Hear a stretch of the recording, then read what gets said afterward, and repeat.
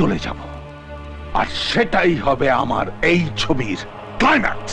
আপনার গল্পটা শুনলাম, ছবিটা আর দেখাবেন না, কারণ আমার এলাকার সবকটা হল জানে যে বাজে ছবি দেখানো হলে আমি হলের চেয়ার ভাঙচুর করি, তারপর ভাঙা চেয়ারের পায়া তুলে ম্যানেজারকে খুঁজে বেড়াই খাজা ছবি দেখাবার জন্য। একবার যে আমার রাম প্যাঁদানি খেয়েছে, তার পরের শো থেকে আবার ভক্তিমূলক ছবি লাগিয়েছে, যেমন নীলাচলে মহাপ্রভু। আমার লাইফ হিস্ট্রিটা তো ভালো করে পড়েছেন, কিন্তু আমার কীর্তনটা এখনো শোনেননি। খুব ইন্টারেস্টিং। কেষ্ট নাম শোনানো হয় পরে, আর রাম প্যাদানিটা হয় আগে।